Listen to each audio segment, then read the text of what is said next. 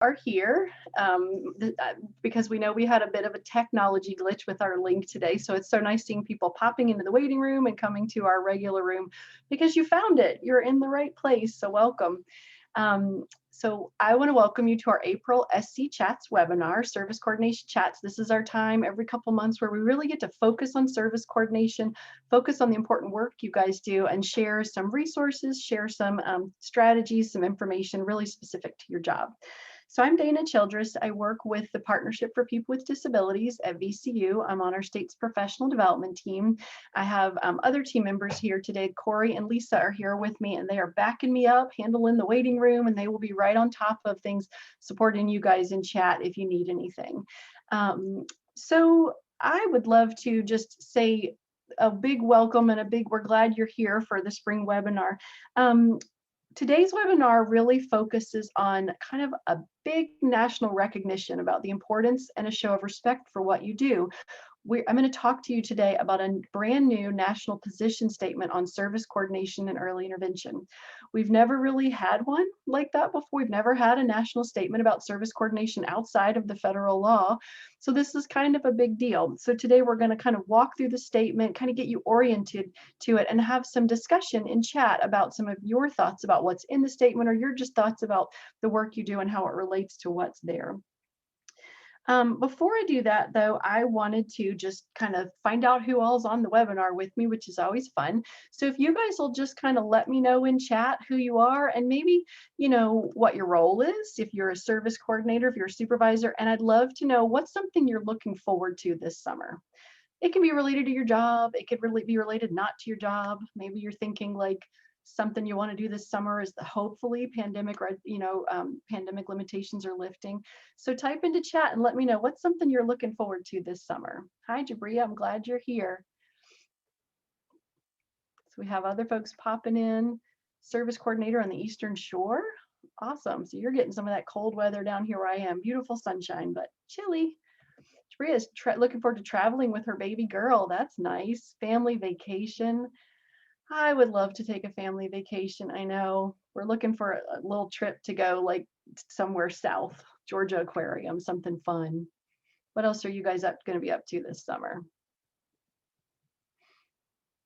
Service coordinator in Arlington. Hi, Tabitha. She's looking forward to being more outdoors and her daughter's first birthday. That's nice. Happy birthday to your little one. Family vacation time, picnics, beach time. Hi, Nosheen. Let's see. Oh my goodness, 19 of us in one house for a week. Okay, you said that's awesome. I thought you meant like every day there were 19 of you in one house. That was like making my blood pressure rise. But that sounds like sounds like you must get a big family or friend vacation together. That sounds fun. Yeah, Mary Ellen says, looking forward to finally having control over her garden. Mary Ellen, I moved and I don't have like flowers in the ground anymore, but I've got these container gardens and that's sort of becoming my thing. That and well, my bird houses. My family thinks I'm going a little nuts over it, but it's sort of fun. Let's see, folks. Look, Angelina's looking forward to beach days. Yeah, me too. Tons of water time, playing outside. Jessica says with her 2-year-old. Lots of fun stuff. Yeah, I know I'm definitely looking forward to getting out. Maria says a long vacation. Looking forward to being outside more. I'm looking forward to some warm sunshine. Like I'm so happy it's sunny, but I'm looking forward to warm days more consistently too. Well, good. Well, welcome. I'm so glad you guys are here. Well, one thing I wanted to let you know is that the resources we're going to talk about today, most of them are linked through our service coordination topic page on the Virginia Early Intervention Professional Development Center page. Thank you. Lisa's she dropped that link in for us. So if you don't know about this topic page, I wanted to make sure you knew. You'll find links. We're going to post direct links to resources today, but there's tons of stuff on that page for you as service coordinators. So if you're not aware of it, check it out and bookmark it. So let me get you a little bit oriented to the work we're going to talk about today and where it came from. So the Service Coordination and Early Intervention Joint Position Statement was an activity of the Service Coordination Community of Practice. So I'm a co-leader of that community of practice, and I wanted to give you a quick little bit of information about it so you know it's at a resource, and then we're going to talk about the statement. So the community of practice is an activity under the Division for Early Childhood of the Council for Exceptional Children. So we just call that DEC. So I co-lead the service coordination community of practice with Melissa Schnur. She does professional development in Iowa, so a similar job to me. Let's see. So I'm going to talk you through the timeline in just a second, but just to kind of give you an idea of how the community of practice works. The community of practice is a free resource, basically. DEC would love to have you be a member, but even without being a member of the larger organization, the Division for Early Childhood, you can be a member of the community of practice, and I'll show you where in just a moment. It was within the community of practice that the work came that we developed the joint position statement.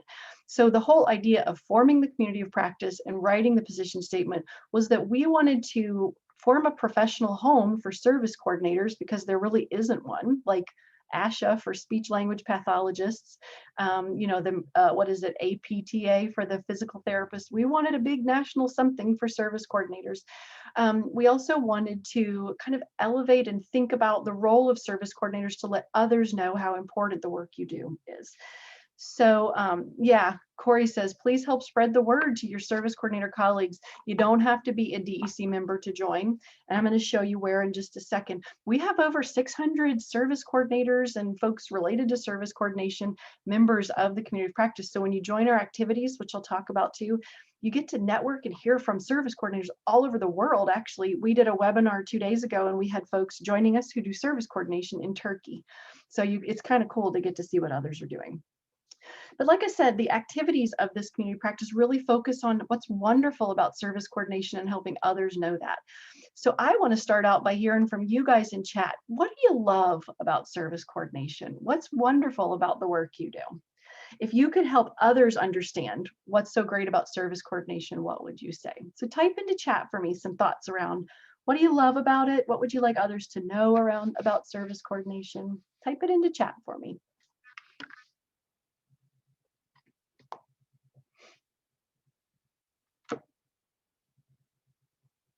And I'm going to check in. Lisa, do you have us recording? Yes, ma'am. Thank you very much. I appreciate it. So Amara says, seeing the results and helping the families is so rewarding, right? Yeah, you get families entering a system that is foreign to them. They don't know what to expect, what's going to happen. You are the folks that help them navigate the system, guide them through it, and you see some amazing development and changes. What are some other things you guys love? Mary Ellen says, always dynamic. Let's see. Always a challenge for sure. Always fun. Almost always fun. That's so funny. You're right, Mary Ellen. That is so true. Angelina says, I love seeing the progress and growth of every child. Her favorite is creating goals and seeing progress at the annual. Yeah, all that cool growth that happens in that year. Jessica, you love the opportunities service coordinators to build those relationships. And you're right, what a service coordinator does now could affect that long-term success of the family even way outside of early intervention. That's pretty powerful. Hi, Joanne. She says she loves sharing information about early intervention and helping them advocate for their children. Yeah, you can often lay the foundation for those advocacy skills that families are going to need, whether they stay in a special education type of system or not. Let's see, Paige says, I enjoy being able to educate families about resources and helping them connect. Yeah, many people don't even know we exist. That is so true. Love seeing how different families function. So just looking at different families, meeting different people, visiting with them, supporting them, building relationships. Yeah, it's really cool because every family is different. Every family has wonderful things. Often, just because of the sake of differences among people, there's sometimes some challenges or some things to help families overcome. Yeah, Maria says, you're exactly right. It's multifaceted. So we wanted, as part of the community of practice, and actually as part of the work in Virginia here around service coordinators, we want to celebrate service coordination, but also help other people know how complex the work you do is and the richness of the work you do. So let me take you guys to the service coordination community of practice page, just so I can show you, like Corey was putting into chat, a little bit about it and how to join. So bear with me as I get out of my PowerPoint and to the website. So let's see. So Lisa has dropped that into chat. Thank you, Lisa. So on the service coordination community of practice page, this is kind of a hub page where you can go find information about the community of practice. And you can see here, it's created to recognize the value of service coordinators and to create that professional home. You can see information about our meetings. And like I said, we just had a webinar on Tuesday. We do them 2 or 3 times a year. Again, they're free. And we typically have a pretty good turnout, which is fun to hear from people all over the place. Our past webinars are all archived, so you can watch them for your professional development time too. And then if I'm going to hold on to your eyeballs because I'm going to scroll a little faster. At the bottom of the page, there's like a smart sheet where you can enter your information to join our member roster. If you join our roster, you're joining a listserv, so full disclosure, but we only send out an email about twice a month, and each email will have at least one service coordination resource that we've heard from one of our members. So you might get a resource from somebody in California that you could use. So we just try to share the resources, share the wealth of information, because you guys are creating cool stuff all the time. So we share that, we share training resources, just lots of information. But again, usually only twice a month. So you're not signing on to get bombarded, I promise. You also get the information about the webinars, and sometimes we're starting to do a little bit more with some work groups on some activities, like we're forming a service coordination leaders group. That might be something those of you that hire, that train, that mentor service coordinators might be interested in. And we have a task team right now that is going to be working on resources to help states and programs use the position statement we're going to talk about today. So if any of that sounds interesting, add your name to the roster or just shoot me an email. All right, let me go back possibly to where we were. So that's my like commercial for the community of practice. I think it's a really cool resource that's free. So why not know about that, right? All right. So let's start kind of shifting to thinking about our position statement. I want you to type into chat here, what do you think this service coordinator might be doing? Just give me some ideas. And some of you, this might be back in the day when you were in your office, right? Working with families, maybe pre-pandemic. Some of you might be back in the office for some of your work. And some of you might be doing these kind of calls and making contacts from your home office. But type it into chat for me. What are your ideas? What might she be doing? We see she might be doing an intake. Megan says making a family contact, confirming appointments, talking to the parent or therapist. Yeah. What else? She's busy writing too, right? Robin says she might be speaking to a therapist, so maybe making one of those follow-up calls, checking in on the team. Scheduling a transition meeting, Millie says, yeah, transition, she's certain, that's a lot of work, right, you guys? So I want you to think about how might this one phone call change the course of a family's experience?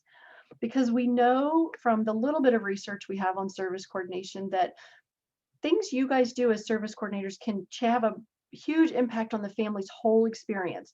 So this service coordinator could be scheduling that transition meeting, which is a huge step for the family into where they're going next. She could be talking to a parent and processing with that parent a new diagnosis, or she could be linking that parent to a resource that parent really needs to provide security or safety, or find groceries or a home for that family. She could be doing something that could make a huge difference. She could be speaking with a therapist to convey information from a family that's going to drive where intervention is going to go. So it's your work, as you guys know, is not about shuffling the papers. It is absolutely about getting things signed and keeping the documentation up and making sure the monitoring and the IFSP is implemented as it should be. But you never know what one phone call or one thing you're going to do is going to really change the course of that family's experience, change the trajectory of that child's development, or make an impact that family is going to carry with them for the rest of that child's life. So it's pretty big. That's the kind of stuff we wanted to recognize in the position statement. And I say we because I was on the writing team that helped develop it. So we know that good service coordination, though, often happens like you see here. She's in her cubicle, or you might be at your kitchen table working from home during the pandemic. So we wanted to do what we could to help others recognize that good service coordination really is the backbone of early intervention, and deserves respect and a lot of support because the work you do is complex. So one of the cool things about the position statement, before I jump into the actual content, is that it was a collaborative effort. So the position statement was originally, the idea was developed as part of a national service coordination training work group that came together, was people who were in professional development, who supervised service coordinators, kind of came together and said, we're all doing stuff to support service coordinators, but maybe we can work together. And from that work, we came the idea that we wanted to find a way to sort of help the world see how important the service coordinator's role was. So we were able to partner with DEC first, Division for Early Childhood, to put together the community of practice and start writing the statement. When the Infant and Toddler Coordinators Association heard about all of this work and heard about the position statement, they said, we want to be a part of it. So the Infant and Toddler Coordinators Association is the association for all of the Part C coordinators across the country. So I want you to know that what I'm going to talk about today is supported by your Part C coordinators wherever you are, which is a pretty powerful thing that the leaders of our systems wanted to be part of this work and to say they appreciate how important service coordinators are. So it's also good to understand that a position statement for an organization in and of itself is a statement from the members of that organization. So both of these members were kind of sharing their voice about service coordination, which hadn't been done before. So this is kind of a quick timeline that shows you all of this work started over here in September 2018 when we sent the request to host the community of practice and write the statement. It took us a little while to get that approval all passed, but we started writing monthly meetings with the writing team in July of 2019. From July to March, we wrote the statement with input from 5 or 6 states, I believe. We had a Virginia service coordinator, Kim Morse in Chesapeake, represented you guys really well. Everybody else on the writing team either had been former service coordinators or supervisors or others that support or train service coordinators. In May 20 of last year, we had field review of the draft statement. We had lots of more comments than we expected, lots of information. We kind of analyzed and integrated comments, submitted the final statement last September, and then we were really excited that it was launched by DEC and ITCA last December. So now we're just trying to spread the word because we want folks to know that it's out there. So this is a screenshot of the front of the statement and the executive summary. You can find both position statements on the DEC position statement, both of these documents on the DEC position statement page, but I'm going to walk you through the bigger document in just a second. But I want to pause and ask you guys to type into chat for me kind of a yes, no, whether you'd ever heard of the service coordination and early intervention position statement before today's webinar. So let me know in chat if you'd heard of it before today's webinar. Yes or no?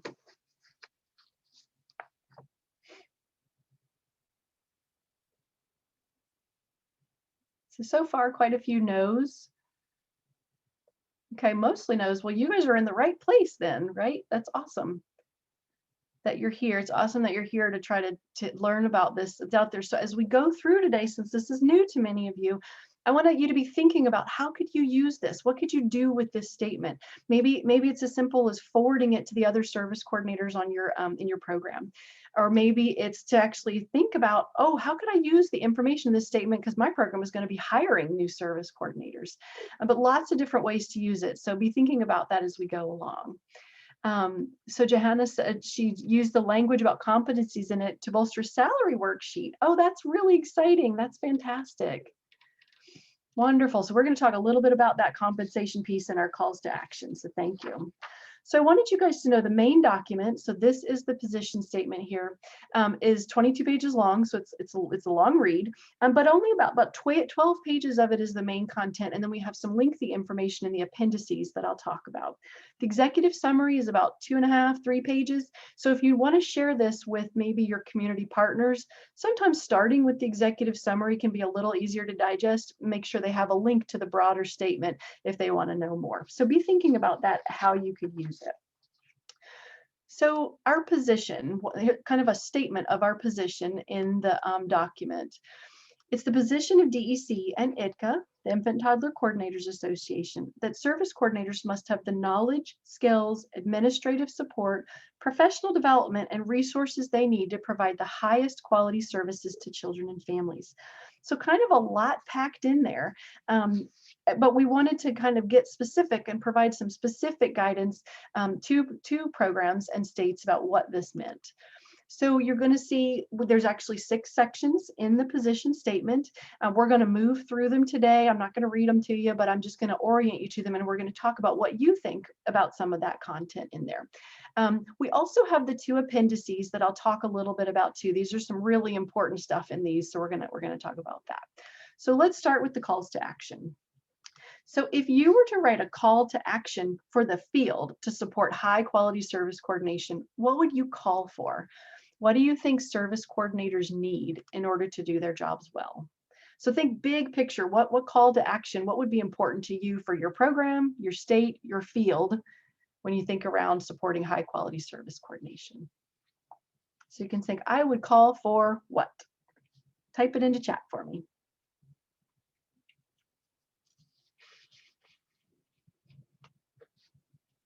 And, you know, speaking of, Johanna brought in the compensation. When I've done this webinar before, sometimes people are saying like, I would call for service coordinators to get paid more. That's definitely a reality across our field, that service coordinators need that. Yep. SST says manageable caseload number. Yeah, figuring out what that magic number is so hard, but I think you have such an important word there about the manageable part. How to make it manageable. So service coordinators are pretty chronically overwhelmed often. So Millie says more bilingual service coordinators. That would be fantastic. Mary Ellen is saying amen. Mary Ellen, are you amening the number of families served, the caseload number, or the yes to both of those ideas? Angelina said, yeah, I've got a lot of great ideas here. What other ideas come up for you guys? Johanna says, I'd like to see the state compensation rate for EI case management for service coordinators increase. So that's a call to action for our state. Yeah, that's an important one for sure. And I've heard other programs talking about that too. Let's see, Paige says for her area specifically, she'd like to see more access to technology, making her files digital, like an electronic medical record system, maybe. Still doing everything by hand. Yeah, that's definitely challenging, Paige. I've heard others talking about that too. If there's a way to streamline it through technology. Yep. Mary Ellen says she was saying amen to both. They're lucky here, but she hears of astronomical caseload sizes elsewhere. Yeah, I think we have ranges in Virginia from like 15 all the way up to almost 100. So, and I've heard that for other states as well. Jessica says high quality, interactive, hands-on training. So important to be able to ask questions and get feedback and training. Yeah, and she's also with Paige on the technology piece. Yeah, so you guys have talked about training, technology. Let's see, Nancy says recognition for the important role we play. And that, Nancy, that was a huge goal of this statement. Megan says more hands-on training for new service coordinators. This is super helpful, you guys. Caseloads, technology, compensation rate, lots of powerful stuff. So you're going to see some of that stuff addressed in the position statement kind of on a broad scale. But what we would love for you to do is use this caseload to try to prompt some more discussion around the things that are important to you. So let's talk about our calls to action. Before I do that, I'm going to show you a kind of a broad statement about our call to action. And I'm going to read it in case anybody's just on an audio feed. And I want you to type into chat for me, what are the themes you see here, or the kind of the important phrases, key phrases you see. So service coordination is an essential early intervention service along with other educational and therapeutic services that has an equal and impactful role in the experience of families. Service coordination is the only mandated EI service under Part C of IDEA. Therefore, it should have equal importance, administrative support, and opportunities for professional development as other services. So type into chat for me, what key words or phrases do you see in this call to action statement, this first kind of broad statement?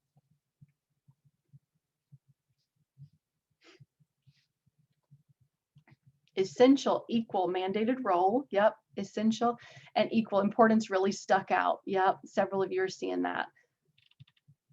Well, equal importance. Yep, Angelina Robbins says essential and impactful jumped out to her.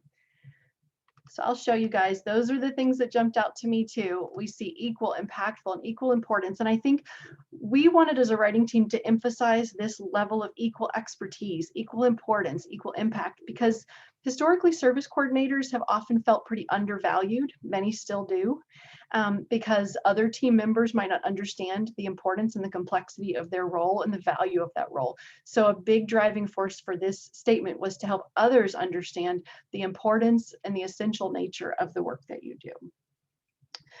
And actually, I'll tell you, the Infant Toddler Coordinators Association, the Part C coordinators, wanted us to even strengthen our calls to action to make this even more clear to states, which I thought was pretty powerful to say the leaders are saying, make this strong. So let's look at the 4 calls to action.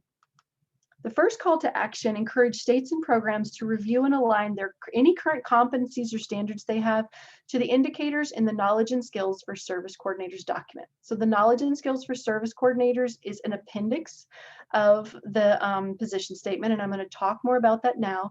That includes knowledge and skills kind of indicators, a list of information that can help guide hiring and training, mentoring, and supervision of service coordinators.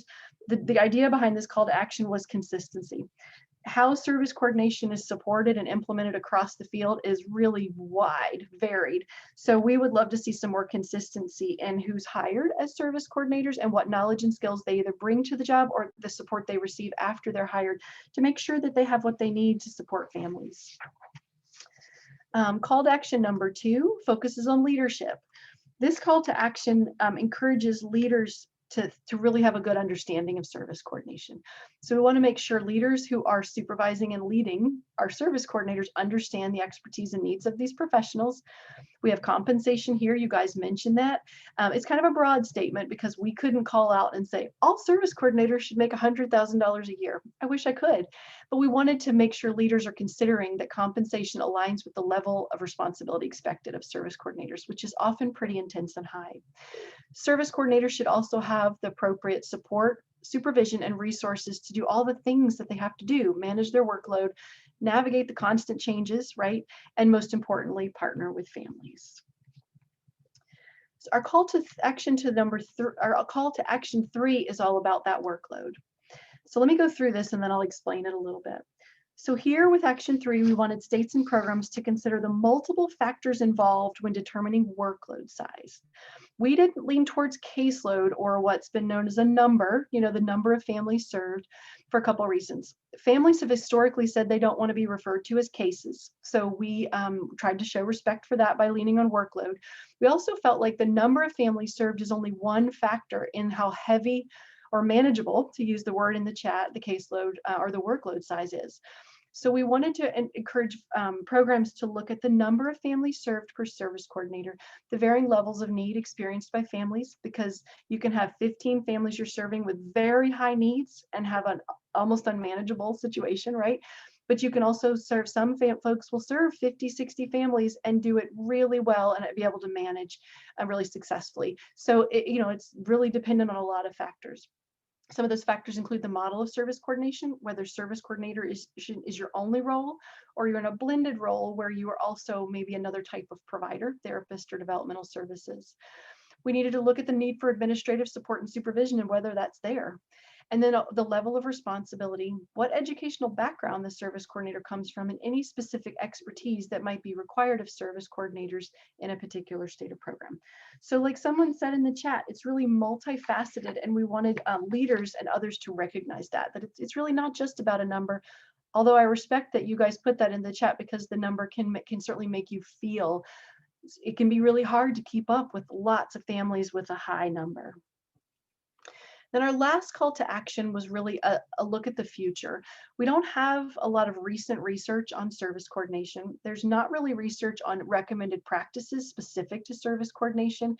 Not only what those practices are, but what do they look like when we're implementing them with families? And then how can we train at the pre-service level for those who might move into service coordination, and certainly at the in-service level. And you guys brought that up in chat. We need good hands-on training for our service coordinators. And I think that's something we recognize across the field. And that's something we're always thinking about on the professional development team. What can we offer to support service coordinators from a state level, but also what can we build that you guys can use at your program level so you can provide the training that's specific to how your program works. Okay, so I've been talking for almost a half an hour. What I want you to do now is take a 1-minute stretch break. I want you to turn away from your computer. I'm going to be quiet. Whoops. And I want you to look at something other than the computer, stretch your eyeballs, stretch your body. We will come back in 1 minute and we will keep going. So take a little break. When you hear my voice again, that's when we will start back up. Hit record again. All right, guys, type into chat for me. What did you do with your 1-minute break? What did you see? Did you look out your window? Did you get up and stretch? Did you check on your furry children or your real children? I guess the furry children are real too. Maybe your little people. Type into chat for me. What did you do with your 1-minute break? I kind of stretched a little bit and looked outside. Yeah, it's just I stretched, kind of checked out my birds at my bird feeder. Let the dog out, Donna did. Well, I wish I hadn't said that out loud because my dogs are in here and they probably would have liked to have done that. Corey looked at her bullies, stretched. Just that 1-minute little break to shift your attention can help you shift back to the rest of what we're going to talk about today. Or you could be really smart like Lindsay, go grab that cup of coffee to keep yourself energized. Joanne checked out the clouds outside her window. That sounds like a lovely thing to do. All right, guys, let's keep going. So now what we're going to do is we're going to get into the kind of the meat of the position statement. We're going to talk about knowledge and skills, beliefs, expertise, and roles. You did see I did kind of skip through. There is an introduction and overview at the beginning of the position statement that kind of talks about how service coordination is defined, what are the requirements for service coordination in the federal law. So that's a good place to go, especially when you're training new service coordinators to get them grounded on what does the federal law say. Megan says she stretched and looked out her window too. So it wasn't a long break, but at least you guys got a little bit of movement for your eyes and your bodies. All right.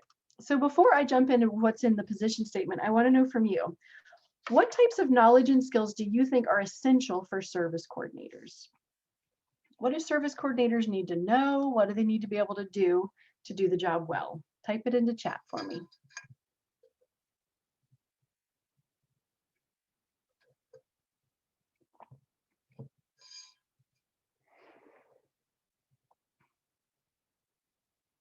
So Angelina and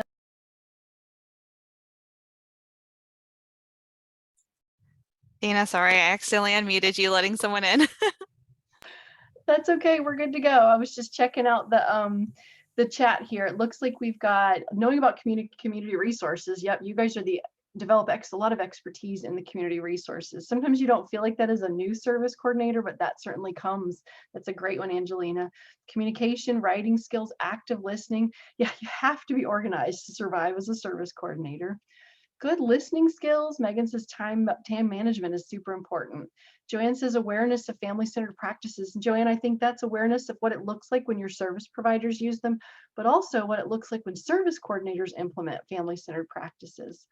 You've got to be flexible, Luann says. Yeah, flexibility is super important. Knowledge of child development, Nancy, I'm glad you brought that up because that's going to show up in our knowledge and skills document. Estes says that too. Yep, Amara says that as well. Basic knowledge of age-appropriate skills. Mary Ellen says, yep, thorough knowledge of ITCA, the process, what the early intervention process, how things work in Virginia or your state if you're joining us from another state. You need to be able to be a leader, a facilitator.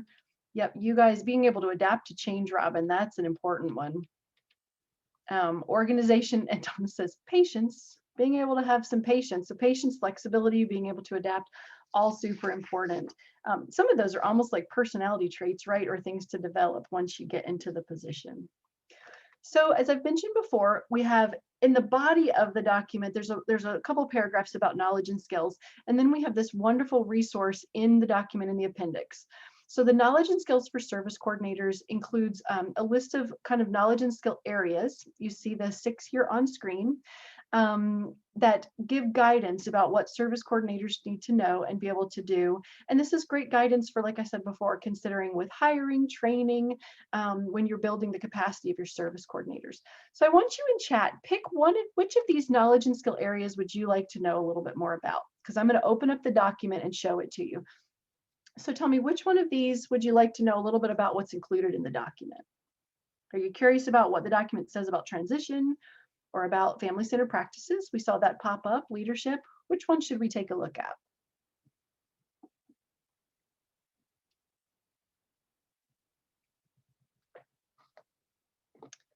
Mary Ellen says transition. So let's go for it. Let's take a look at that, Mary Ellen, because I know transition, Paige says transition. Yes, transition is a challenging one. Okay, and family-centered practices. So let me see if I can get out of my PowerPoint and I will take you guys and show you the knowledge and skills document. And Lisa, I don't know if I included this one, so I'm going to plop this one into chat really quick when I sent you the chat links.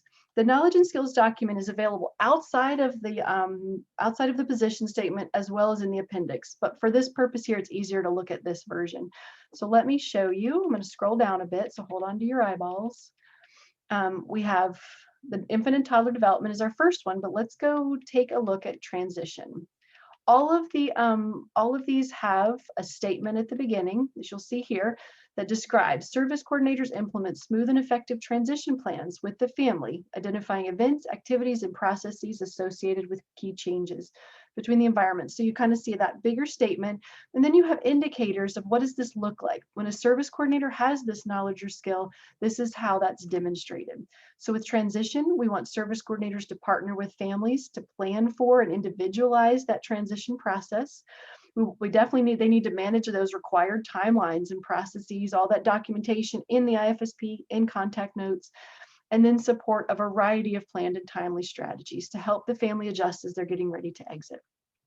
So what this looks like could be different in your community depending on which transition options are available, what transition options families choose, but knowing about transition and having skills to facilitate it are super important. So I encourage you to click that link and go check out if you'd like to know about some of the other, several of you said family-centered practices. I think we have time. Let's take a look at that one.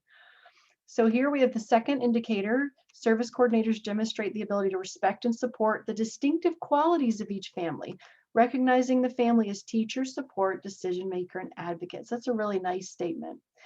And then we have our demonstrating the ability to recognize implicit biases, respect what's unique about families, be able to explain family rights and procedural safeguards. That's actually one of the activities the law designates as an important role for service coordinators. And promoting engagement and family capacity building. So making sure that families are actively engaged throughout the process, such a key role of service coordinators. So this is a good resource that I encourage you guys to check out either inside the position statement or separate. Let me try to go back to our slides. So take a look at that and dig in a little bit and think about, like, maybe look at position statements or position descriptions when you're hiring service coordinators and see if you have these knowledge and skill areas addressed. If you do an orientation for service coordinators, check that out and see if you're addressing everything. And if you aren't, go to the Virginia our Early Intervention Professional Development Center site or email us, the professional development team. We can point you to resources to help you fill any gaps that you find in the training in your program, because there's lots of good stuff available in our certification program, but also available on our website to help with these. One thing I also wanted to point you towards is our last SC chat in December. Corey hosted that one and talked all about the knowledge and skills document. So if you want to learn a little bit more about that document and how it could be used, take some time to check out this SC chat. And you can find that, thank you, Lisa, she's typed it into chat. You can find that on the service coordination topic page under the e-learning tab. Okay, so let's move on to think about beliefs. Type into chat for me, what are some of the core beliefs you think that service coordinators hold in order to do their job well? Core beliefs about maybe about their jobs, about their roles themselves, about families, about working with the team. What core beliefs do you hold as a service coordinator? Type it into chat.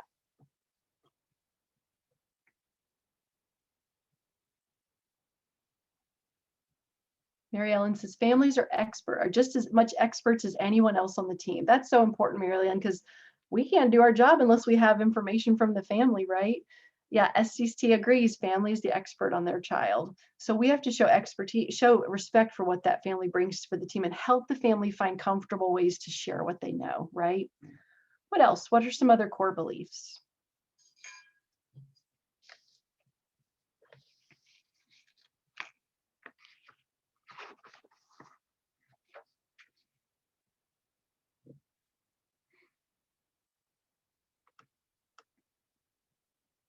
I'll hold out. Oh, Nosheen helped me out here. I was gonna say I'll hold out another couple seconds. Nosheen says help the family feel supported and that they're not alone, right? So one of the things I think you guys do so well, and you, Nosheen, too, because I know I've worked with you a little bit on some videos, is guiding families through the process, you know, helping them. And sometimes you give more support at the beginning of the process. You can pull back a little bit as they become more confident in that whole process, but it's a big process for families to enter into, often without a lot of knowledge about what are they supposed to do? What's their role in that? So Cece Thomas says, respecting every family's unique culture. And Millie says that every parent has the right to disagree. Yep, that's all, both of those comments are all about individualizing the process for families. So these are really important things to believe at your core so that you express those and show those to families in your work. Great job. Let me show you the core beliefs that we put in this statement. We felt that families, as you guys hit right perfectly in your chat comments, needed to have beliefs about the value of the family. So you guys hit on these: respecting their uniqueness, promoting equity, practicing cultural humility, and meeting families where they are. I think when you, even Millie, when you say a family has the right to disagree, that's part of meeting families where they are, giving them good information so they can make informed decisions, and then respecting what those decisions are. Johanna says every family has every child has potential and the right to develop in their community. So Johanna, you're kind of talking about that inclusion piece there. So that's so important. We had another belief that was included in the statement around the strength of the team approach. So that's really supporting families that were grounded in a respectful, equal partnership. And I think you guys talked about that about the expertise the family brings to the team. I really feel strongly that service coordinators need to believe in their own value and what they bring to the team and convey that to other people.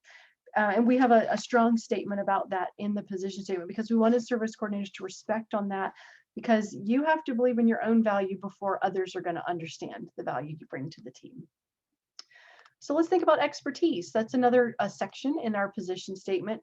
So what expertise do you think you bring to the team, or what expertise do the service coordinators bring?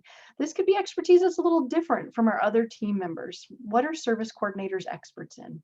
We know families are experts in their own abilities, right? Their own activities, their daily routines, how their children participate throughout the day.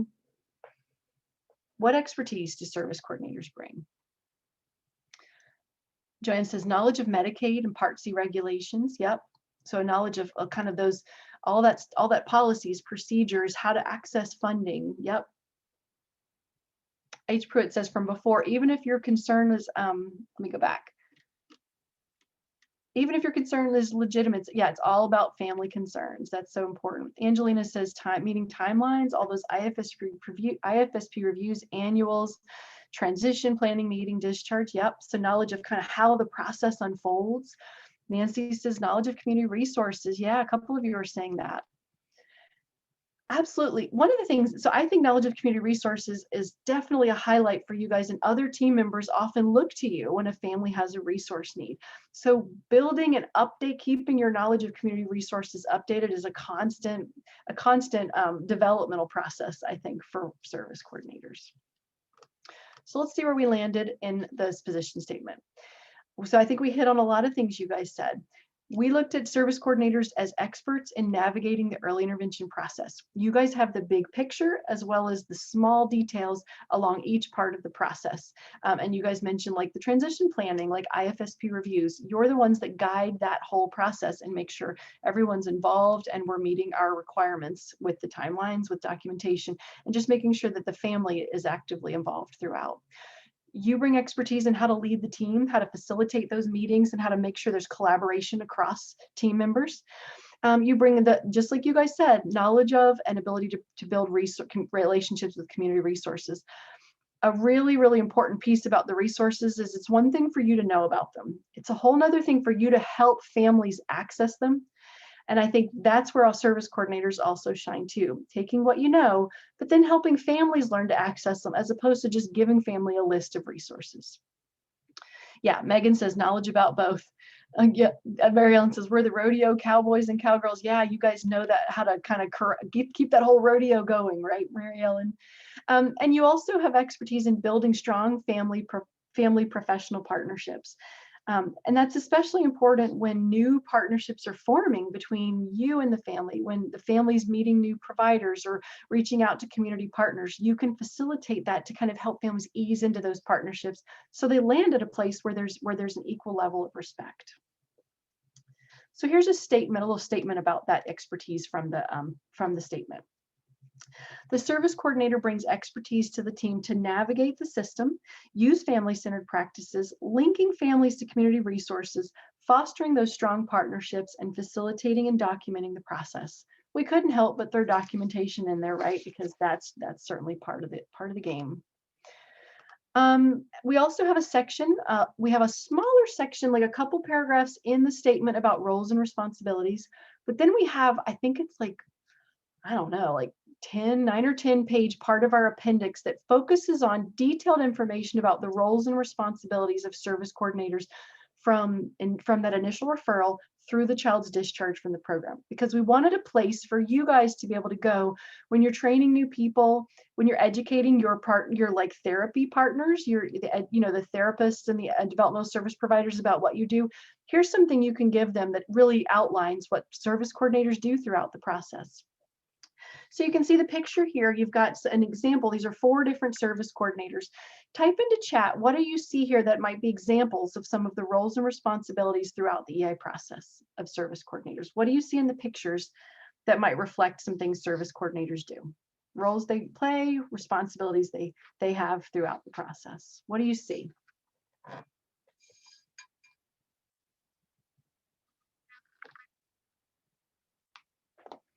Yeah, working as a team. Yep.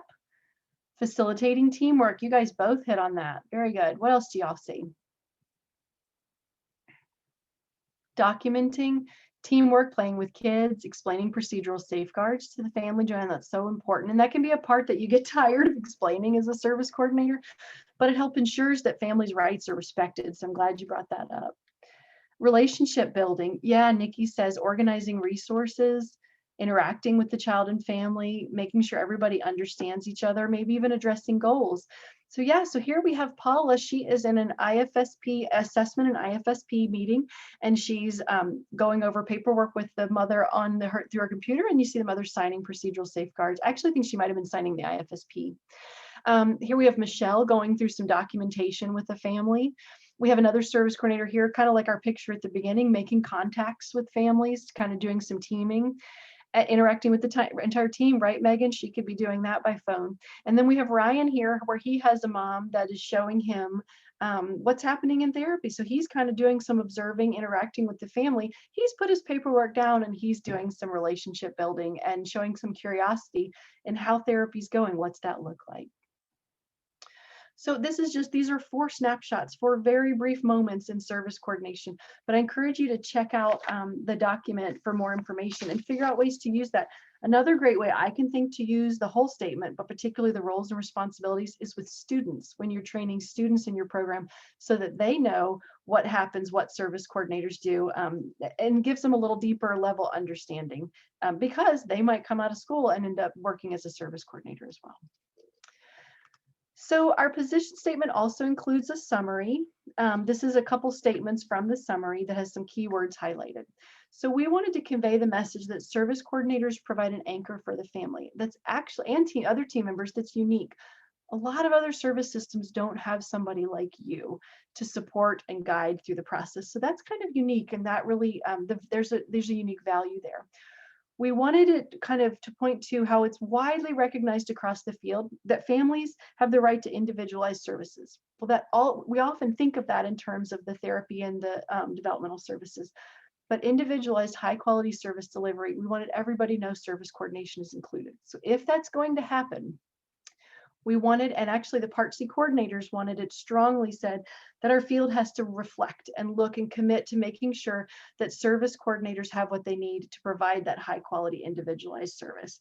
So they need the attention, they need the understanding of their role, they need respect, and they need resources, and they deserve these as well as any other practitioner on the team. So with this in mind, it's a lot to take in around this position statement. I would love to know from you, what is your key takeaway about service coordination, or just in general, what's a key takeaway you're thinking about from this position statement?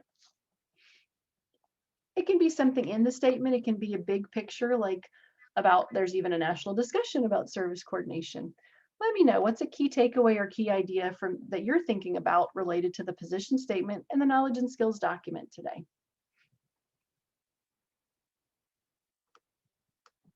Type it into chat for me. Let's see what you guys are thinking about.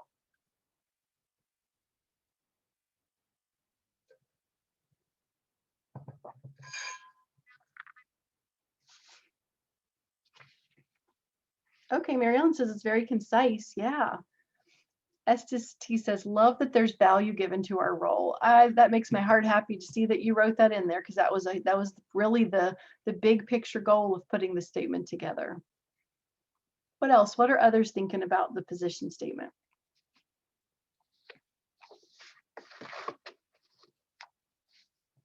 I would also love to know, what are you going to do next? So when you think about, now that you know about the position statement, who can you share it with, or how could you use this information? So if you have some ideas about what your next steps are, let me know. Let me know who you might send it to. Or those of you that are supervisors, how could you use this after today? How could you use it in your support for service coordinators?